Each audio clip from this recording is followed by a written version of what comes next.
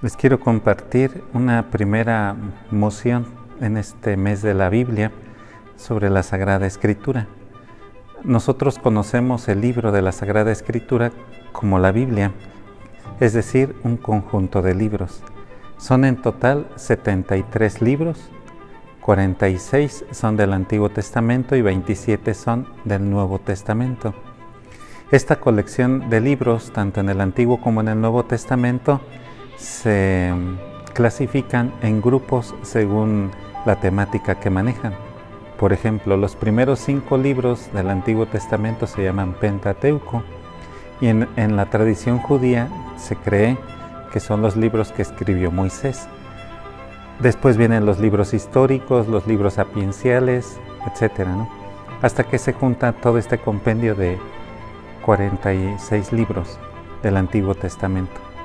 En el Nuevo Testamento, que conocemos más, conocemos la clasificación más básica, que son los 4 evangelios, los Hechos de los Apóstoles, las cartas, que hay una diferenciación entre cartas paulinas y las cartas católicas, donde hay diferentes autores, y el libro de las revelaciones del Apocalipsis. Entre el libro de la Biblia, con el tiempo, para facilitar su estudio y para poder desarrollar también su conocimiento, se utilizaron las técnicas de división, y entonces la Sagrada Escritura se conforma cada libro en capítulos y en versículos. Los versículos corresponden a ciertas ideas temáticas que están desarrolladas, diríamos como una oración muy básica, donde se desarrolla un sujeto, un verbo y un predicado. Pero puede variar. Y en ese sentido, pues toda la Sagrada Escritura va a tener siempre un capítulo y un versículo. En los textos más grandes también se acompaña de partes o de secciones que nos van determinando ciertas escenas que se van desarrollando. En el libro de los Evangelios es como más claro esto, pero realmente es en toda la Sagrada Escritura.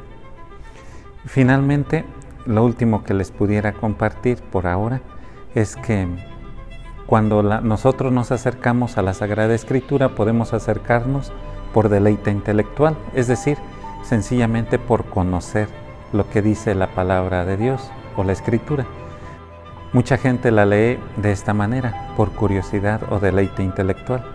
Algunos otros la estudian con una intención de profundización, como si fuera un medio de estudio, de reflexión académico, y otros la estudian como un medio espiritual, donde encuentran también revelación y palabra de Dios.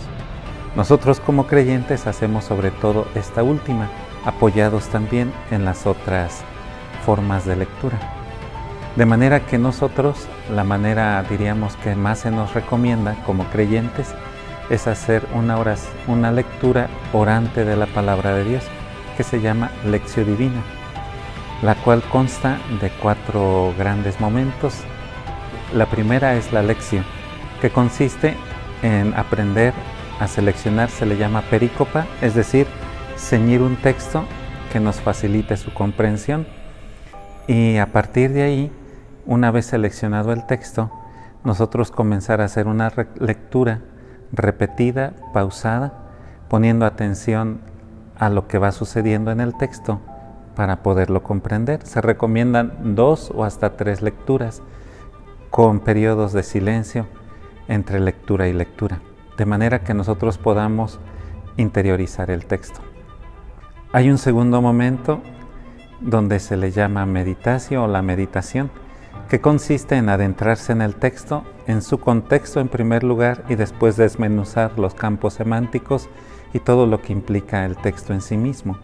Son pasos como muy técnicos que, en la medida que se tengan las herramientas y se puedan usar, ayudan a profundizar bastante bien y a comprender mucho mejor el contenido del texto que se ha elegido de la Sagrada Escritura. En este sentido se pueden utilizar diccionarios bíblicos, diccionarios teológicos, referentes de algunos comentarios, etc. Hay una gran gama ahí para profundizar y para poderse ayudar en la profundización de los textos.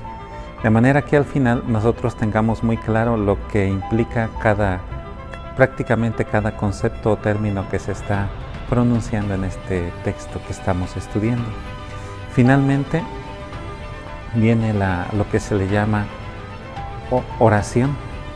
Y la oración es cuando nosotros, una vez profundizado el texto, nos suscita un diálogo con Dios, sobre todo a nivel de contemplación.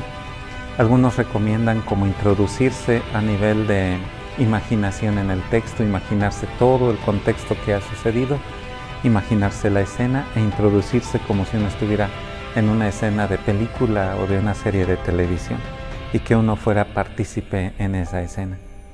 Y finalmente la acción, es decir, cuando nosotros leemos la Sagrada Escritura, siempre tiene que brotar un compromiso para vivenciarla.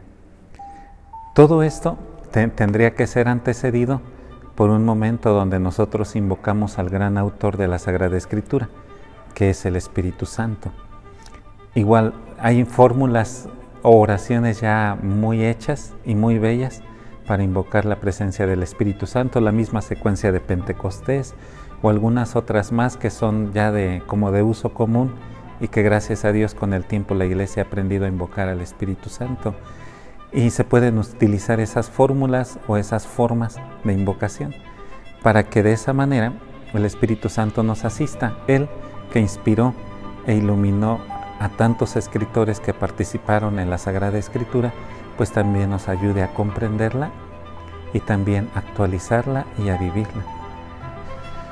De esta manera, pues yo lo que les quiero invitar, si es posible, en primer lugar, si no lo han hecho o si no han podido hacerlo, hacer un altar. Aquí nosotros en la parroquia le pusimos este pequeño altar a la Palabra de Dios, junto con los signos más cercanos.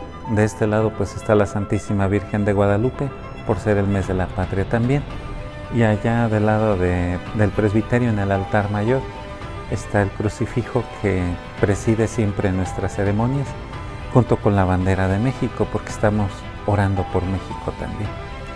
Esos son como los signos más importantes, junto con el cirio o la vela que siempre encendida nos recuerda la fe con la que nosotros nos acercamos a la Escritura.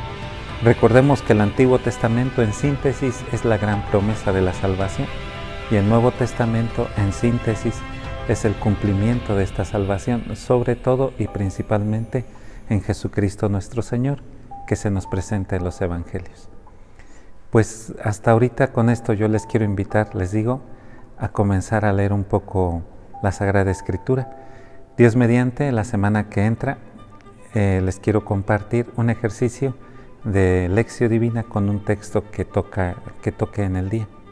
Y de esta manera, pues, invitarlos a seguir en esta reflexión de la Biblia en estos días.